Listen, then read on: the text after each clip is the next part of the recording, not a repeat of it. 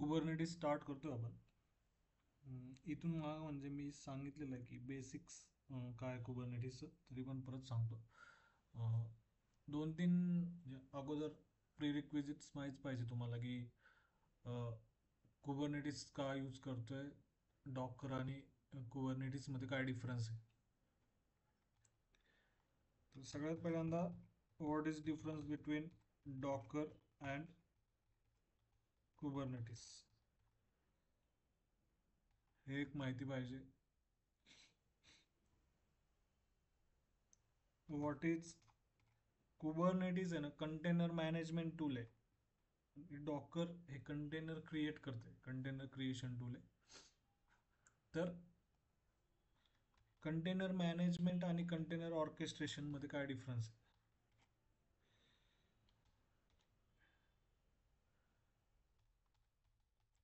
Container management म्हणजे काय, त्यालाच ऑर्केस्ट्रेशन बोललं जातं. ऑर्केस्ट्रेशन हे एक माहिती पाहिजे.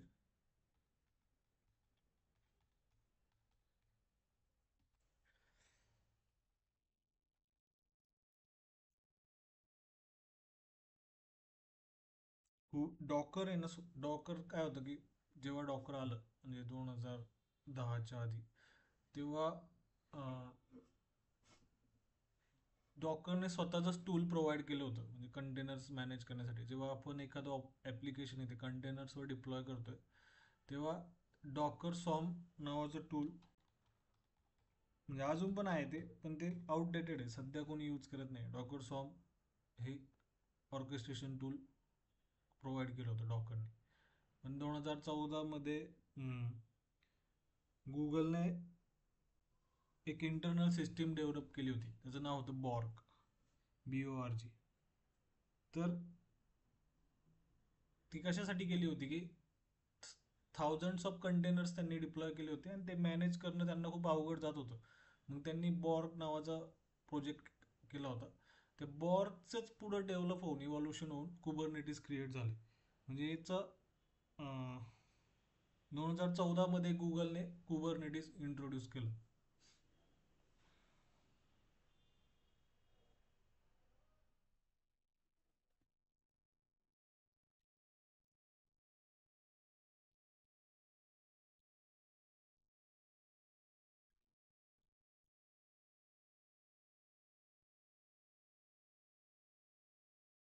कंटेनर मॅनेजमेंट म्हणजे काय की जेव्हा तुम्ही मल्टिपल कंटेनर्स असतात, असं नाही की तुमच्याकडे एकच कंटेनर किंवा दोन तीन कंटेनर्स, थाउजंड्स ऑफ कंटेनर्स राहतात आणि ते मॅनेज करणं खूप अवघड जातं.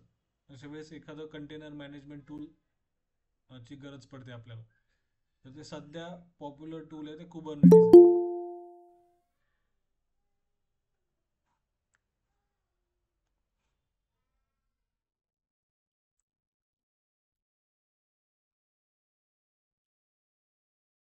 डॉकर सॉम पण होतं, पण डॉकर सॉम मध्ये प्रॉब्लेम काय आहे की हे फक्त डॉकर बरोबरच यूज होत आहे.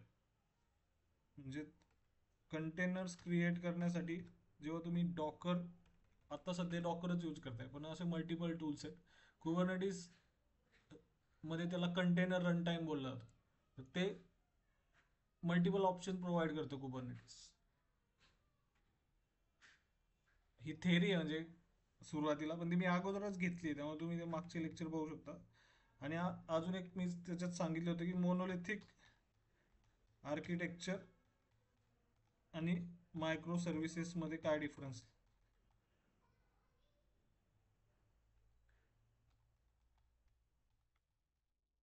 मोनोलिथिक आणि मायक्रो सर्व्हिसेस मध्ये काय डिफरन्स आहे.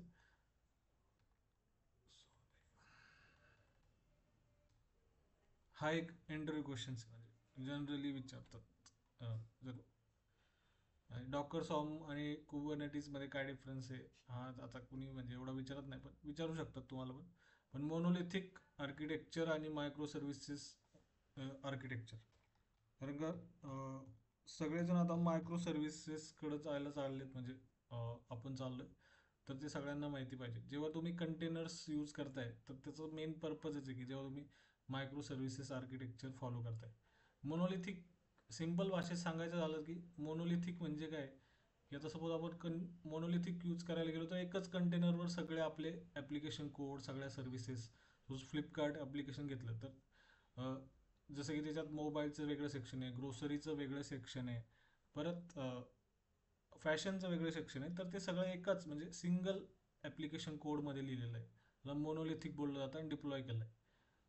आणि ते सपोज एकच कंटेनर आहे पण मायक्रो सर्व्हिसेसमध्ये आपण डिवाइड करतो, जे की एजाईलचं कामच आहे ते, म्हणजे डेव्हऑप्सवाल्यांचं, की तुम्ही टास्कला स्प्रिंटमध्ये डिवाइड करा. म्हणजे मायक्रो सर्व्हिसेस काय करतं की एक सर्व्हिस घेतली, सपोज मोबाईल सेक्शन आहे, ग्रोसरी सेक्शन आहे, त्याचं सेपरेट कंटेनर्स क्रिएट करतं आणि मग ते डिप्लॉय करतं प्रत्येक सर्व्हिससाठी. अशा मल्टिपल मायक्रो सर्व्हिसेस आपण डिप्लॉय करत राहतो.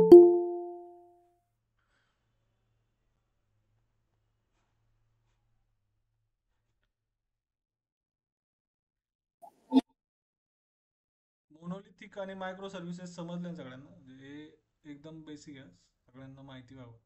तुम्ही जेव्हा कंटेनर्स यूज करताय तेव्हा हे माहितीच पाहिजे तुम्हाला, मोनोलिथिक काय किंवा मायक्रो सर्व्हिस. तुम्ही जेव्हा डॉकर कंपोज शिकलाय, ते डॉकर कंपोज काय आहे, की आपण मल्टिपल कंटेनर्सशी कम्युनिकेट करतोय, एका कंटेनरशी दुसऱ्या कंटेनरशी आपण कम्युनिकेट करतोय. तर ते मायक्रो सर्व्हिसेस आर्किटेक्चरचं बेस्ट एक्झाम्पल आहे डॉकर कंपोज.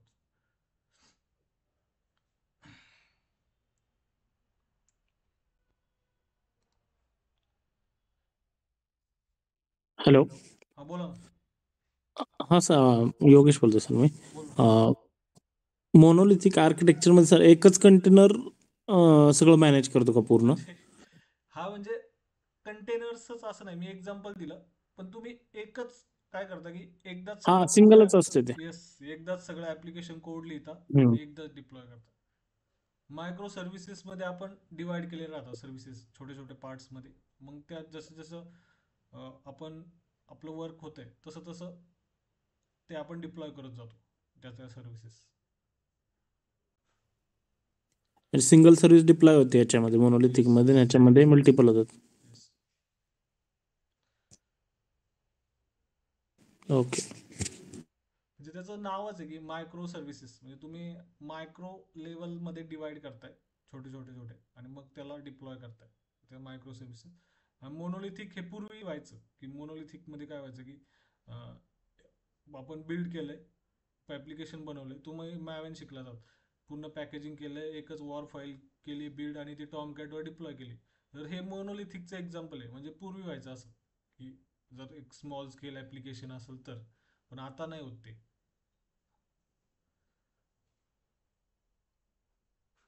तुमचं झालंय ना मॅवेन टॉम कॅट वगैरे, का टॉम कॅट नाही झालं? झालंय सर. झालंय ना? ठीक.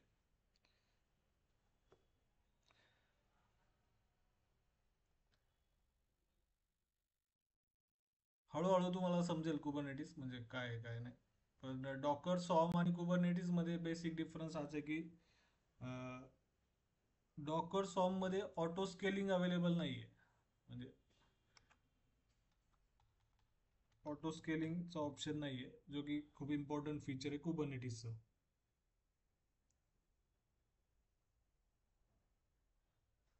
आणि डॉकर सॉर्म मध्ये GUI पण नाही. म्हणजे आपण कुबरनेटिस मध्ये काय आहे की आपण मल्टिपल टूल्स आहेत, जसं की आता डॉकर सॉर्म तुम्ही यूज केलं तर तुम्हाला कमांड्सच द्याव्या लागणार आहेत.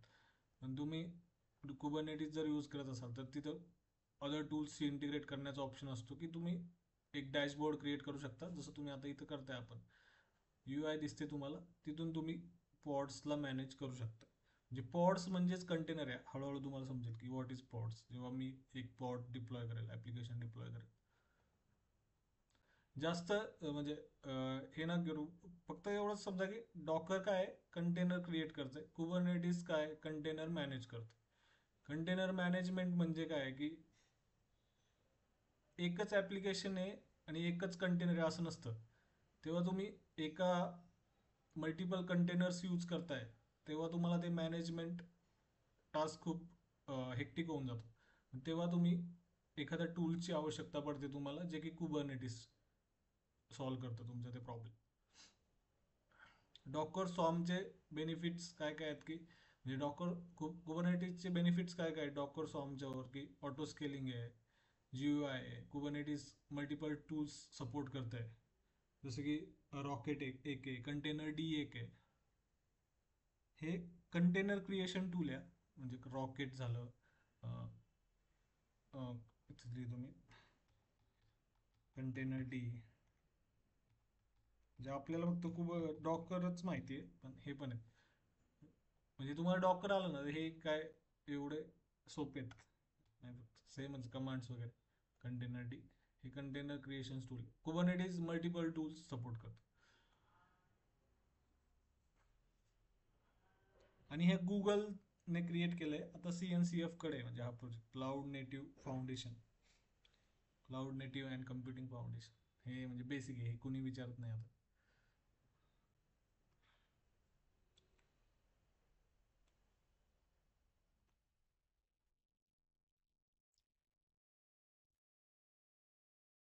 कुबरनेटिस शिकताना तुम्हाला एक दोन टर्म्स माहिती पाहिजेत, की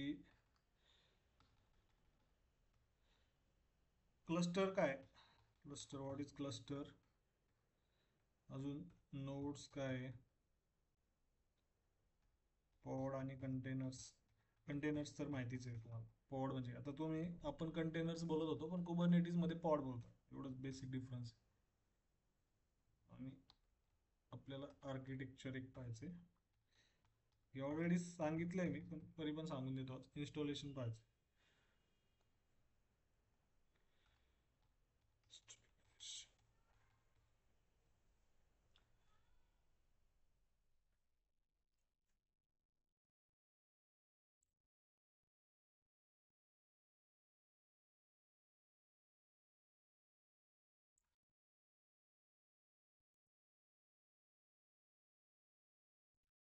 कुबरनेटिस क्लस्टर काय आहे, म्हणजे क्लस्टरमध्ये दोन कंपोनंट्स राहतात, एक मास्टर आणि एक वर्कर.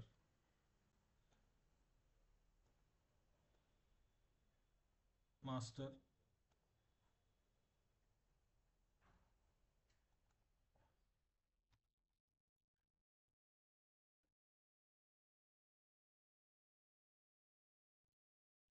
वर्कर. जसं तुम्ही जेनकिन्स मध्ये मास्टर स्लेव्ह पाहिले, तसंच आहे. हे मास्टर आहे, हे वर्कर्स आहे. आपले जे कंटेनर्स आहेत, हे मास्टर सांगतो, म्हणजे जसं की सगळीकडेच राहतं की मास्टर बॉस येतो, आदेश देतो आणि वर्कर्स फॉलो करतात, तसंच काम ॲक्च्युअल वर्कर्सच करतात. तर ते वर्कर नोड्स आहेत. आता हे एक मास्टर आहे, एक वर्कर आहे, याला सिंगल मास्टर सिंगल नोड, म्हणजे हे क्लस्टर झालं. टोटल क्लस्टरमध्ये एक मास्टर आहे, एक वर्कर नोड आहे. तर सपोज तुम्ही अजून एक वर्कर नोड वाढवलाय,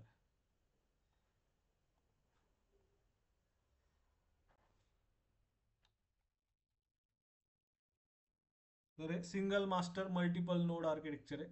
म्हणजे तुम्ही एकापेक्षा जास्त वर्करचा यूज करताय, तर ते सिंगल मास्टर. आणि जनरली हेच राहतं ऑर्गनायझेशनमध्ये पण, सिंगल मास्टर कधीच नसतो आणि वर्कर पण सिंगल वगैरे कधीच नसतो. हे किती राहतात ते मी सांगतो. जनरली मिनिमम तीन मास्टर नोड राहतात, जे पण म्हणजे बॅकअपसाठी. मल्टिपल मास्टर नोड आणि मल्टिपल वर्कर नोड्सचं कॉन्फिगरेशन राहतं. Multiple master multiple workers.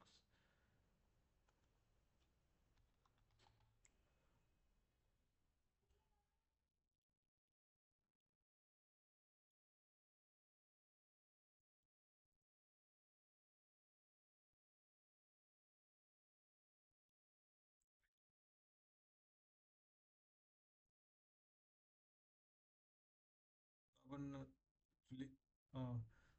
अजून एक सांगायचं की कुबरनेटिस सगळ्यात कुठलं अवघड टास्क असेल तर ते कुबरनेटिस इन्स्टॉलेशनचं आहे. म्हणजे कुबरनेटिस जर तुम्ही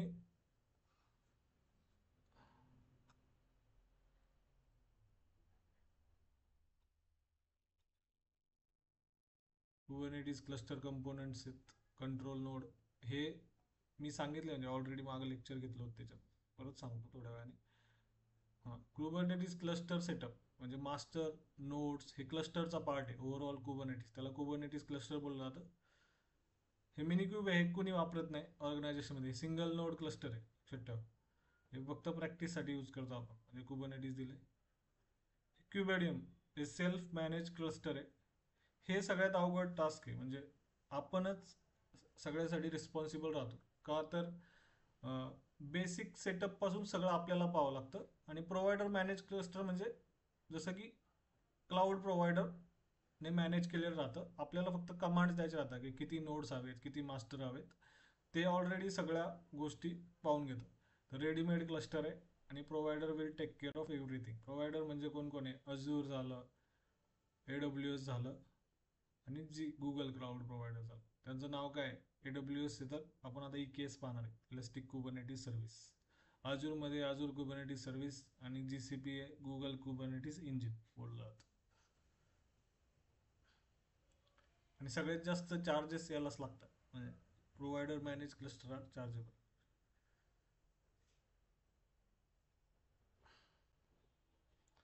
आणि मोस्ट डिफिकल्ट जर तुमच्या ऑर्गनायझेशनमध्ये सेल्फ मॅनेज क्लस्टर असेल, म्हणजे 3 टाईपचे क्लस्टर राहतात, लक्षात ठेवा. सेल्फ मॅनेज आणि रेडीमेड. हे नका सांगू सिंगल नोड, हे फक्त प्रॅक्टिससाठी आहे. म्हणजे कुबरनेटिसने प्रोव्हाइड केले आपल्याला एक सिंपल की प्रॅक्टिस तुम्ही शिकता येतं. सेल्फ मॅनेज क्लस्टर आणि रेडीमेड क्लस्टर ह्याच्यात पूर्णच्या पूर्ण जबाबदारी आपली आहे. ते खूपच कॉम्प्लेक्स टास्क आहे. त्यामुळं most of the provider manage cluster use करतात. EKS, AKS किंवा GK. आपण EKSचं इन्स्टॉलेशन करणार आहे, म्हणजे EKS सेटअप करणार आहे. ऑलरेडी मी ठेवलं.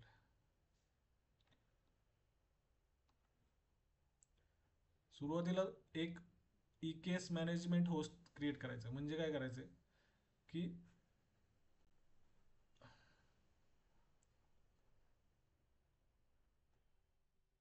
हे AWS आहे, ह्याच्यात EKS नावाची सर्व्हिस आहे.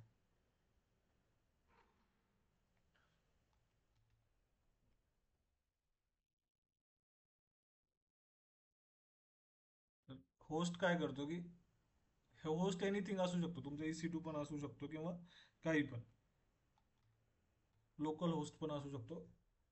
याच्याशी याला कनेक्ट करण्यासाठी आपल्याला इन्स्टॉलेशन करावं लागतं.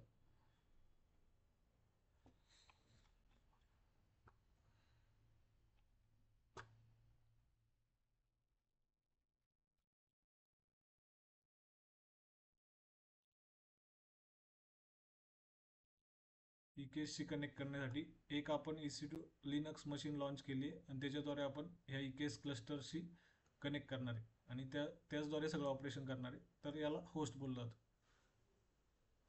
तर ते कसं क्रिएट करणार आहे? आपण एक सिंगल EC2 लॉन्च करणार आहे. Launch a new Ubuntu virtual machine using AWS EC2 basic T2 micro, आणि त्याच्यामध्ये kubectl इन्स्टॉल करणार आहे. kubectl काय आहे? kubectl हे कुबरनेटिसने प्रोव्हाइड केलेलं टूल आहे. जसं की AWS CLI. AWS CLI काय आहे की AWS CLI तुम्ही इन्स्टॉल केलं तर तुम्हाला AWS कमांड्स यूज करता येतात कमांड लाईनद्वारे. तसंच kubectl इन्स्टॉल केलं तर तुम्हाला कुबरनेटिसचं कमांड लाईनद्वारे कनेक्ट करू शकता तुम्ही. तेच बेसिक. आपण आता पहिल्यांदा एक VM क्रिएट करू.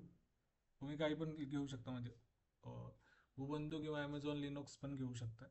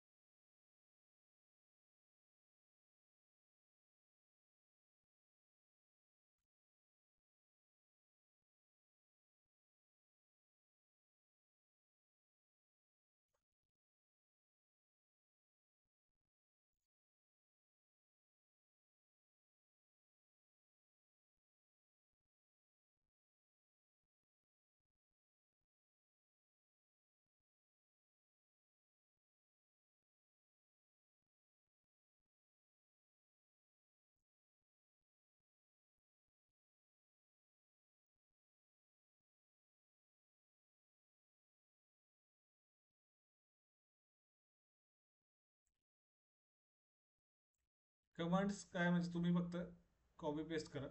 हे काय करतोय तर कर्ल क्यूब सीटीएल आपण म्हणजे कर्ल कमांड काय करते की इंटरनेटद्वारे तुम्हाला आपण क्यूब सीटीएलला कॉल करतोय HTTPS ह्या URL वरनं. त्याचे परमिशन चेंज करतोय chmod क्यूब सीटीएल फाईलच्या. आणि ती जी फाईल आहे म्हणजे आपण बायनरीज मध्ये टाकतोय म्हणजे आपल्या युजर लोकल बिन डायरेक्टरीमध्ये मूव्ह करतोय. कॉपी करायची.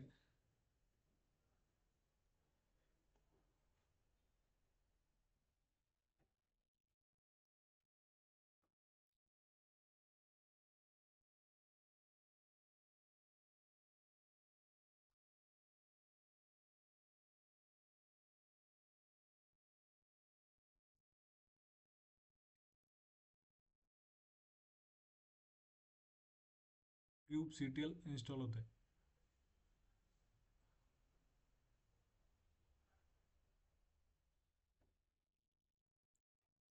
क्लायंट वर्जन 1.19 EKS इन्स्टॉल झालं. तर नेक्स्ट AWS CLI यूज करणारे आपण AKS म्हणजे EKS यूज करतोय. AWS ने प्रोव्हाइड केलेलं कुबरनेटिस सर्व्हिस आहे EKS. तर त्याच्यासाठी आपल्याला AWS CLI यूज करायचं. सर ही सेकंड स्टेप आपण घेतली कॉलची, हे कुठून इन्स्टॉल करतो आपण हे? हे ना हा. हे AWSच प्रोव्हाइड करते. हे पाहिजे Amazon EKS. तुम्ही जर EKS वर गेला हा. ना इथं EKS डॉक्स AWS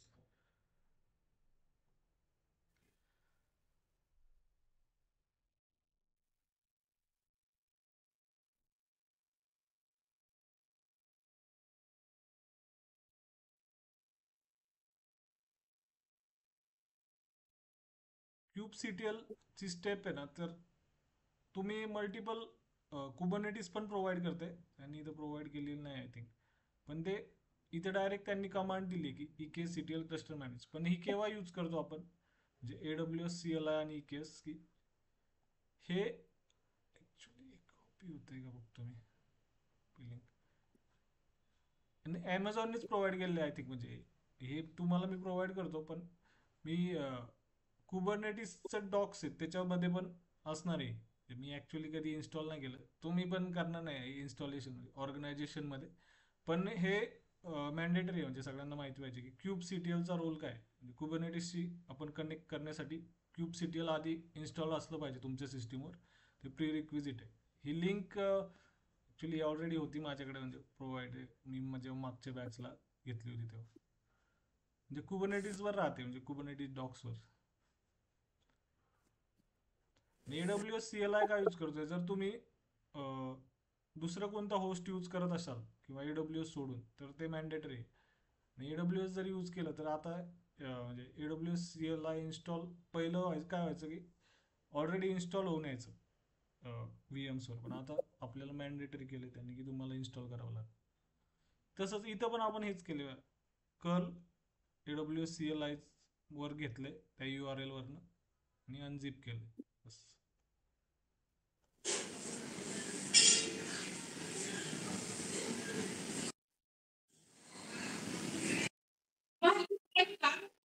आणि तुम्ही एक शेल स्क्रिप्ट पण बनवू शकता म्हणजे तुम्हाला सगळ्या कमांड्स एका वेळेस एक्झिक्यूट करायचे असतील तर.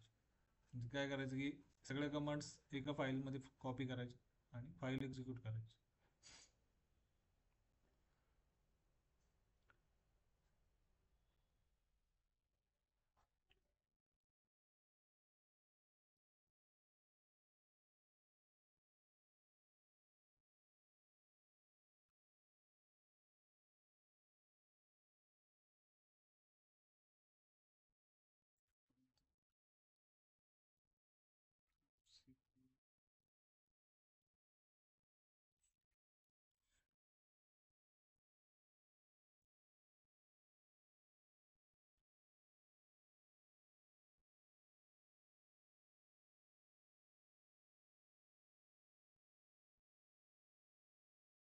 हे पाहिलं ना तुम्ही, इथं दिलंय कुबरनेटिस म्हणजे क्यूबसीटीएल इन्स्टॉल टाकलं ना AWS डॉक्सने, कुठले ऑपरेटिंग सिस्टीम यूज करते, तर लिनक्स यूज करतो आपण. कुठलं व्हर्जन हवं आहे क्यूबसीटीएलचं? 1.31, 1.30. हे ऑलरेडी तुम्हाला जसं रिक्वायरमेंट आहे तसं तुम्ही इथून कॉपी करू शकता. ही कमांड, ही तीच कमांड आहे. आता आपण इथं कुठलं यूज केलंय? 1.19 केलंय. आता कुठं चालू आहे? 1.30, 1.31 पर्यंत पोहोचलं.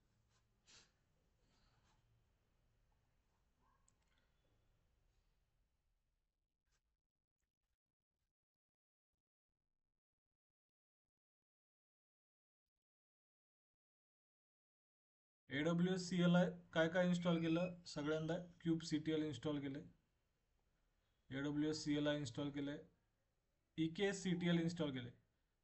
क्यूबसीटीएल काय आहे? क्युबरनेटिसशी कनेक्ट करण्यासाठी, आणि EKS म्हणजे AWS ने स्वतःचा टूल आहे कमांड.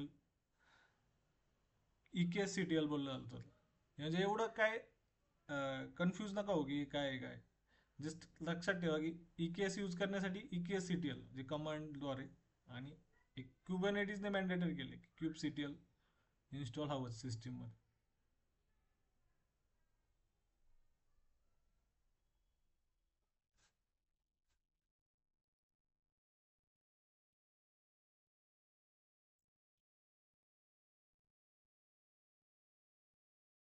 EKSCTL व्हर्जन 0.197.0 इन्स्टॉल झालं.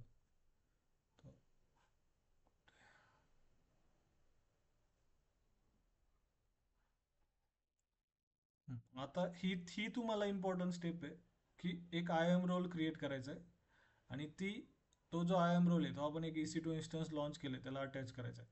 IAM रोलला कुठल्या परमिशन्स द्यायच्यात? आपण एक IAM परमिशन द्यायचे, VPC चे परमिशन्स द्यायचे आहेत, EC2 फुल ॲक्सेस द्यायचा आहे, क्लाउड फॉर्मेशन फुल ॲक्सेस द्यायचा आहे. क्लाउड फॉर्मेशन हे काय आहे की स्पेलिंग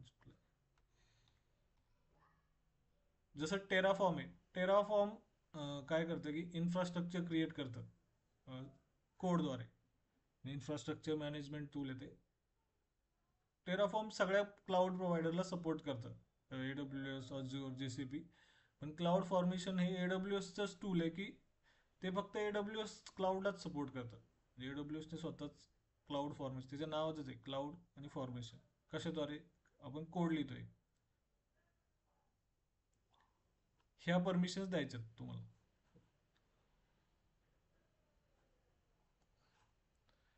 IAM वर जातो मी.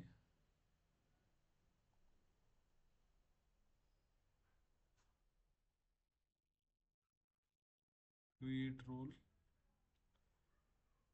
कुठल्या सर्व्हिससाठी यूज करतो आपण? EC2. म्हणजे आपण होस्ट कुठं यूज एक EC2 इन्स्टन्स लॉन्च केलाय, त्याला आपल्याला हा रोल अटॅच करायचा. नेक्स्ट, परमिशन काय काय द्यायच्यात? एक IAM फुल ॲक्सेस द्यायचा आहे, EC2 फुल ॲक्सेस द्यायचा आहे, VPC फुल ॲक्सेस द्यायचा आहे. IAM फुल ॲक्सेस सिलेक्ट करायचे, VPC full access.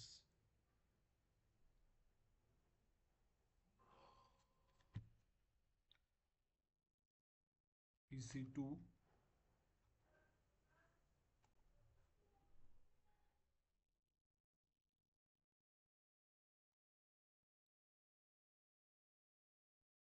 Admin full access, I think administrator access, cloud formation full access. हे ॲडमिनिस्ट्रेटर ॲक्सेस एक द्यायचा आहे, आणि क्लाउड फॉर्मेशन फुल ॲक्सेस.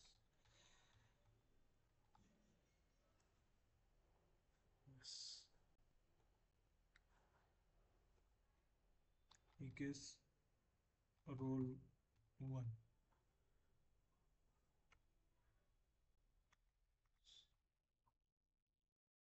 काय काय परमिशन्स दिल्यात? ॲडमिन ॲक्सेस दिलाय, EC2 ॲक्सेस दिलाय, VPC, cloud formation, create role.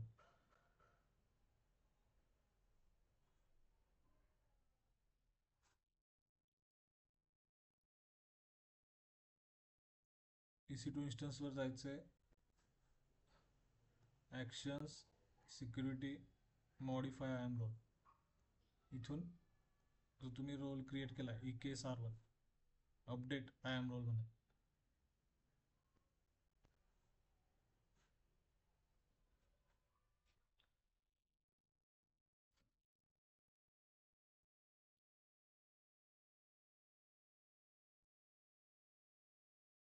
आता बस हे इम्पॉर्टंट आहे खूप तुमच्यासाठी की कुठली कमांड यूज करतो. आता आपण कमांड पास करणार आहे, आपण क्लस्टर क्रिएट करणार आहे. आपण क्लस्टर आहे ना दोन प्रकारे क्रिएट करू शकतो. एक इथं डायरेक्ट EKSची सर्व्हिस आहे, इलास्टिक कुबरनेटिस सर्व्हिस, त्याच्यावर जाऊन जे UI द्वारे क्रिएट करू शकतो.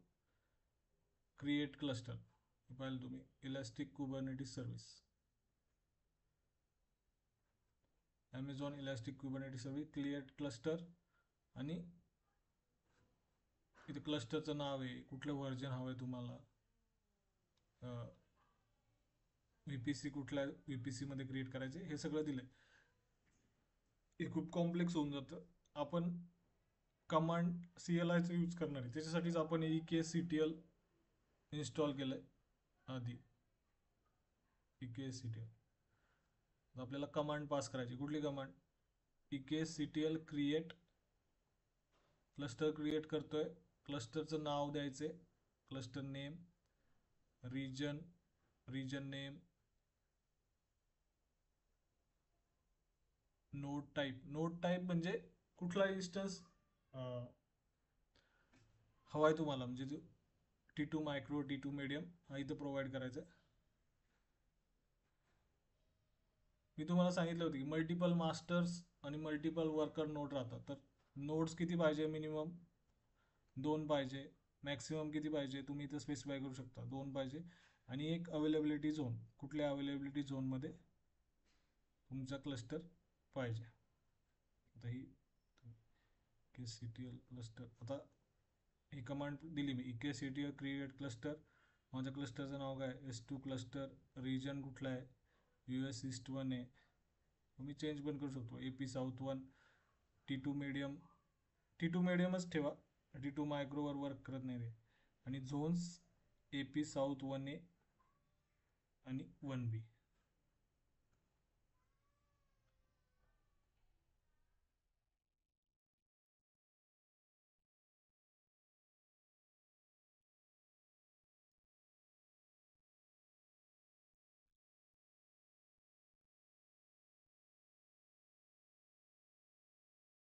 हे सर्वांना समजलंय ना काय केलं आपण? क्लस्टर क्रिएट करतोय, नाव दिले त्याला हायपन हायपन नेमने, रिजन सिलेक्ट केलाय. क्लस्टर मध्ये काय राहतं मी सांगितलं होतं की मल्टिपल, याला क्लस्टर बोललं जातं.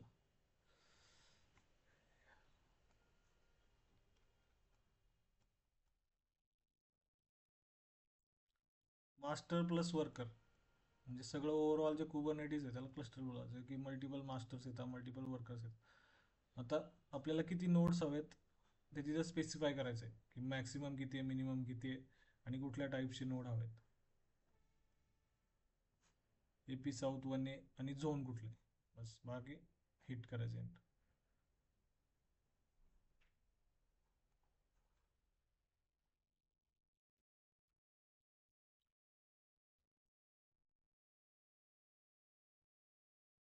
EKSCTL व्हर्जन, याला एक 5 ते 10 मिनिटाचा टाइम लागतो म्हणजे क्रिएट होण्यासाठी.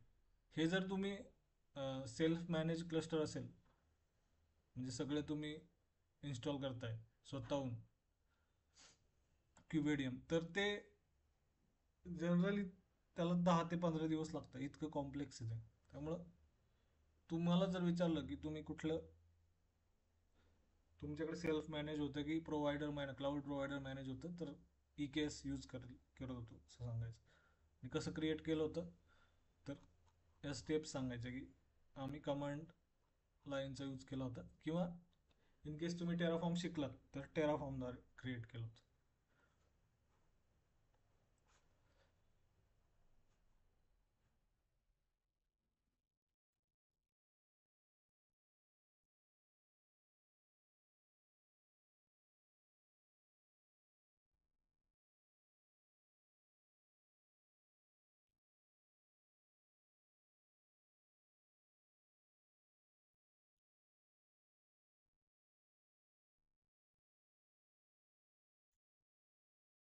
टाइम लागतोय तोपर्यंत कुबरनेटिसचं आर्किटेक्चर करूया आपण.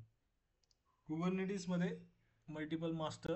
आता मास्टर आणि वर्कर नोडचे कंपोनंट काय ते पाहूया आपण. मास्टर नोडमध्ये काय काय राहतं, वर्कर नोडमध्ये काय काय राहतं, कुबरनेटिस आर्किटेक्चर बोललं जातं.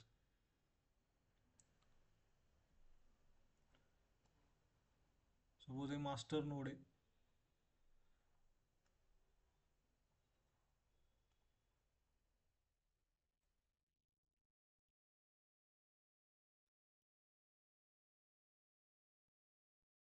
सगळ्यात पहिला कॉम्पोनंट आहे क्यूब एपीआय सर्व्हर.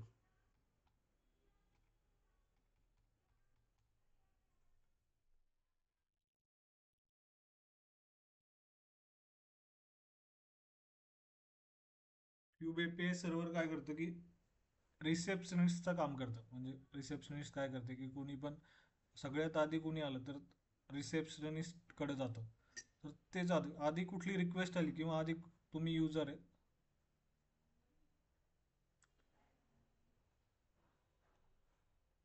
Suppose तुम्ही एक युजर, सगळ्यात आधी तुम्ही क्युबरनेटिसला कनेक्ट करायचं असेल तर सगळ्यात आधी रिक्वेस्ट क्यूब एपीआय सर्व्हरला जाते.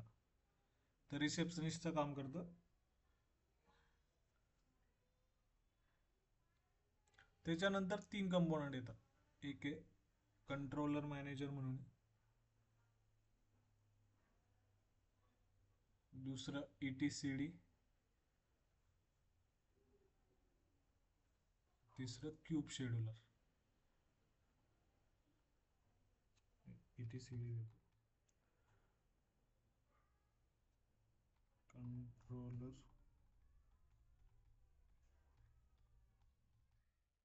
मॅनेजर. हे टर्म नवीन आहे, म्हणजे तुम्ही होशाल हळूहळू फॅमिलियर होशाल. सुरुवातीला ETCD नाव, पण ते तुम्हाला त्याचं कळलं ना की ते कसं वर्क करतंय तर ते इझी जातं लक्षात ठेवायला. सपोज मला एक कंटेनर क्रिएट करायचा आहे. इथं मी कमांड दिली की मग कंटेनर क्रिएट करा. सपोज त्याला पॉड बोलला जातो कुबरनेटिसमध्ये. पॉड क्रिएट करायचा. सगळ्यात आधी request cube API server receive करणार. क्यूब एपीआय सर्व्हर काय करतं, इंटरॅक्ट डायरेक्टली विथ युजर्स आणि ते मग पुढे ठरवतं की आता ही रिक्वेस्ट क्रिएट करायची की नाही. कंट्रोलर मॅनेजर काय करतं की ते चेक करतं की तुमची करंट स्टेट काय आहे आणि तुमची डिझायर्ड स्टेट कुठली आहे. म्हणजे करंट स्टेट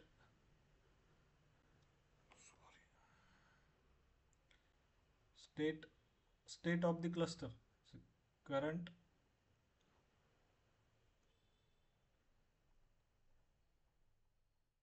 आणि डिझायर्ड.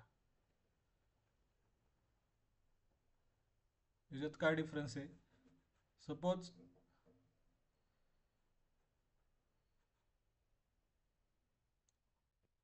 इथं करंट स्टेटमध्ये सपोज तुमचे इकेस क्लस्टर आहे आणि तुमच्याकडे 4 पॉड्स आहेत एका ॲप्लिकेशनचे, आणि तुम्ही अजून एक पॉड ॲड करायची रिक्वेस्ट दिली. म्हणजे टोटल 5 पॉडची रिक्वेस्ट दिली आहे तुम्ही. 5 पॉड क्रिएट्स करा. तर ते काय पाहणार, कंट्रोलर मॅनेजर काय पाहणार की हां ऑलरेडी 4 आहेत माझ्याकडं, आता फक्त एक ॲड करायचं आहे. डिझायर्ड किती हवेत मला, 5. हे कंट्रोलर मॅनेजरचं काम आहे. क्यूब एपीआय सर्व्हर कंट्रोलर मॅनेजरकडे जातं, म्हणजे मॅनेजरकडे जातं आणि बघतं. असं लक्षात ठेवा की रिसेप्शनिस्ट आहे, ती मॅनेजरकडे जाते आणि बघते की किती रूम्स खाली आहेत किंवा किती कस्टमर्स येत आहेत, ते लक्षात ठेवा. ETCD हे स्टोरेज आहे. म्हणजे सॉरी, 2 ठिकाणी ETCD झालं. Cube scheduler.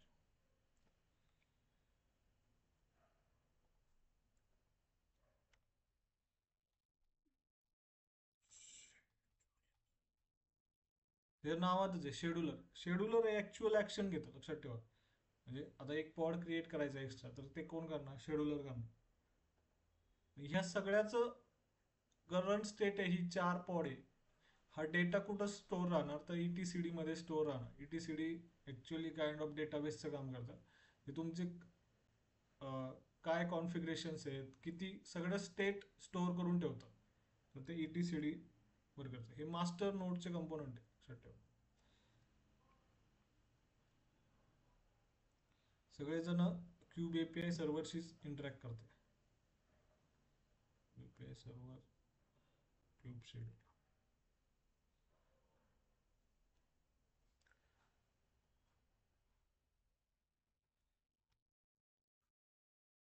हे समजलंय सगळ्यांना की डाऊट आहे? हे खूप इम्पॉर्टंट आहे.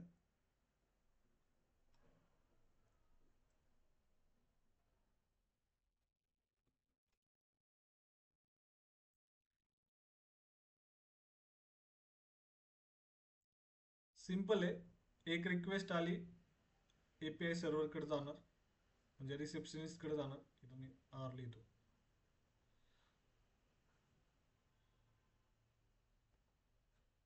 आर काय करणार की ते मॅनेजरकडे जाणार की हा किती आहे तुमच्याकडे सध्या अवेलेबल, काय कंट्रोलर मॅनेजर ETCD कडे चेक करणार स्टोरेजला काय आहे काय नाही, आणि मग ऍक्शन घेणार. क्यूब शेड्यूलर ऍक्शनचं काम करतं.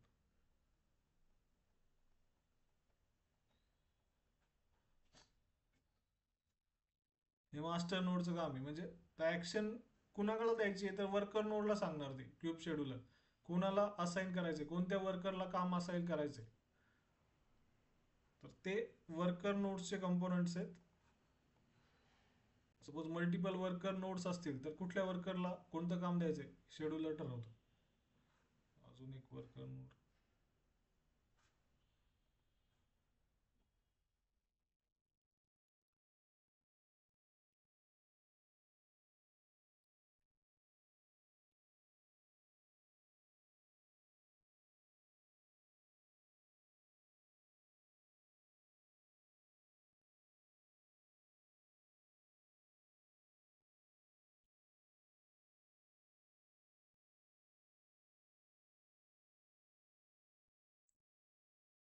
वर्कर नोडचे कंपोनंट कुठले कुठले आहेत? एक आहेत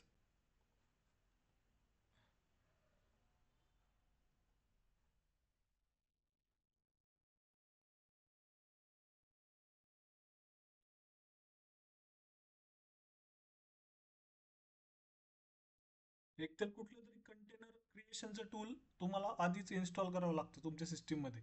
जसं की डॉकर आहे, आपण आता डॉकर यूज करणार आहे. डॉकर त्याला कंटेनर इंजिन बोललं जातं. डॉकर यूज करतोय कंटेनर इंजिन असं लिहितो मी. कंटेनर इंजिन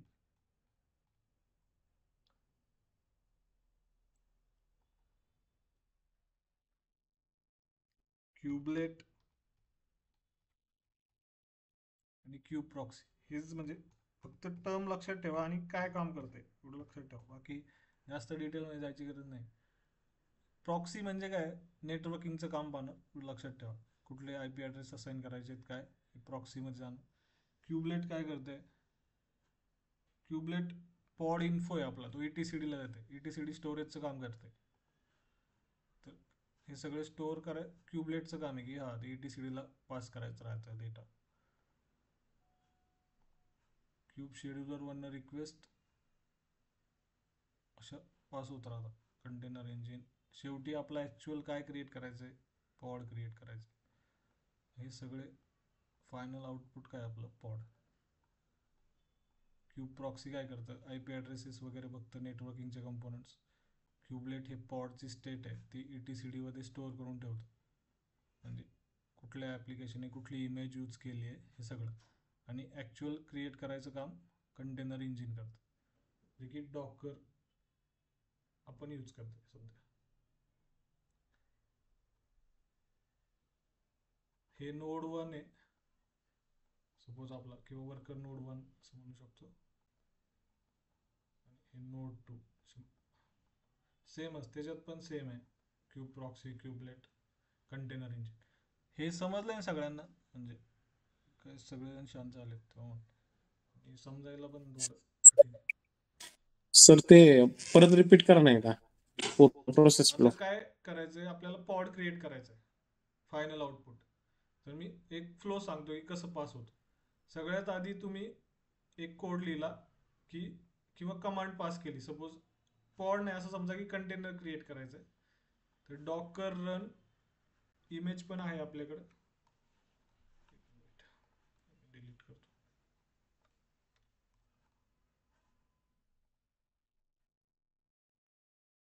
एटी ATCD मध्ये सर स्टोरेज असतं ना, मग ते इमेजेस पण असतात का त्याच्यामध्ये? नाही नाही, इमेज इमेज तुमची दुसरीकडे स्टोअर राहते. तो सांगतो. हा, इमेज साठी सपोज तुम्ही नाही तुम्ही JFrog, आता इमेज बोललात ना म्हणून म्हणलं. इमेज नाही म्हणजे ते काय करतं की कुठल्या इमेजचं पॉड कंटेनर क्रिएट आहे ते फक्त नाव लिहून ठेवतं की एनजिनिक्स इमेज यूज केली आहे. इमेज ऍक्च्युअल स्टोअर नाही करत, पण इमेजचं नेम यूज करते. सपोज आता तुम्हाला माहिती आहे की आपण 4 किंवा 2 एनजिनिक्स कंटेनर क्रिएट करायचे रिक्वेस्ट केली मास्टरला, तर ते काय करणार, ऑलरेडी प्रेझेंट आहे का नाही ह्या नावाने कंटेनर इमेज मध्ये, तर ते ATCD मध्ये चेक करणार. असं ऍक्च्युअल इमेज आहे ती वेगळ्या ठिकाणी असते तुमची. म्हणजे ज्याच्यासाठी तुम्ही जे आर्टिफॅक्टरी मॅनेजमेंट टूल आहे नेक्सस JFrog हे यूज करणार आहे.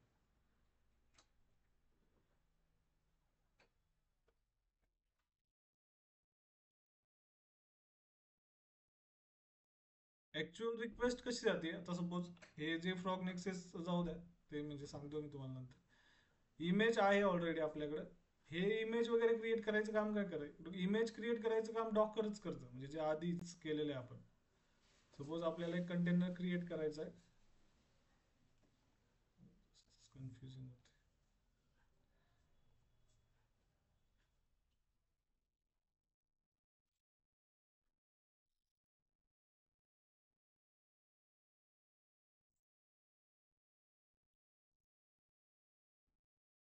कंटेनर क्रिएट करायचं आहे, तर सगळ्यात आधी मी कमांड पास केली की डॉकर रन एनजिनिक्स.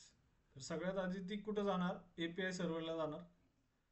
सर्व्हर वरून ती चेक करणार की कंट्रोलर मॅनेजर कुणाला सांगणार की किती कंटेनर्स आहेत, ऍक्च्युअली आहे का ह्या इमेजचा कंटेनर प्रेझेंट. तर ते ETCD मध्ये स्टोअर असणार ती स्टेट तुमची. जर नसेल तर ते क्यूब शेड्यूलरला सांगणार की एक कंटेनर क्रिएट करायचं आहे. क्यूब शेड्यूलर कुठल्या नोडवर कंटेनर क्रिएट करायचं आहे ते असाइन करणार. म्हणजे जेव्हा मल्टिपल्स नोड्स राहतात, नोड 1 ला करायचं आहे, नोड 2 ला करायचं आहे, ऍक्च्युअली हेल्दी नोड डिस्कवर करणार. आणि मग त्या नोडवर असाइन केला, मग इथं आपला ऍक्च्युअल जे डॉकर आहे तो कंटेनर क्रिएट करणार. ही क्यूब प्रॉक्सी आहे, त्याला IP ऍड्रेसेस वगैरे प्रोव्हाइड करणार. आणि क्यूबलेट मध्ये काय करणार की ते हे कुठल्या इमेजचा कंटेनर क्रिएट झाला आहे, त्याचं पोर्ट कुठलं आहे, त्याचा किती कंटेनर्स क्रिएटेड आहे ह्या नोडवर, ही सगळी स्टेट आहे जी स्टोरेज आहे. तर त्या स्टेट बद्दलची इन्फॉर्मेशन आहे ती ETCD मध्ये स्टोअर करणार. कारण का असं मल्टिपल वेळा तुम्ही रिपिटेशन नको आहे, रिपिटेशनसाठी त्याच्यासाठी आपण स्टोअर करून ठेवतोय स्टेट आपल्या क्लस्टर.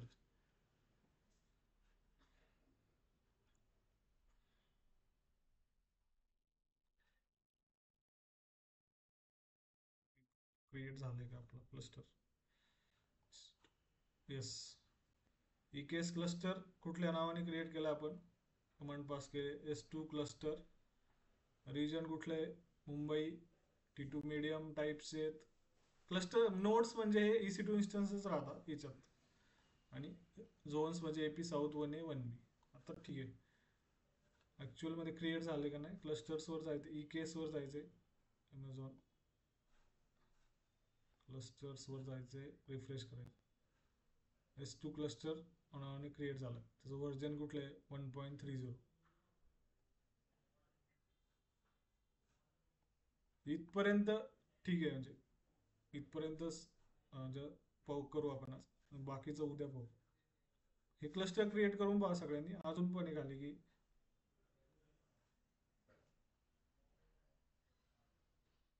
जर डिलीट करायचं असेल तर EKCTR डिलीट क्लस्टर ही कमांड द्यायची तुम्हाला.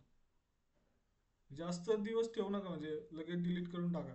जर तुम्ही 4-5 दिवस ठेवलं किंवा 7 जास्त दिवस, म्हणजे एक दिवस नाही, जनरली 3-4 दिवसांनी करत जा. जेव्हा तुम्हाला प्रॅक्टिस करायची त्या दिवशी ठेवा, नाही तर तुमचं बिल खूप हाय होऊन जाईल व चार्जेस जास्त लागतील.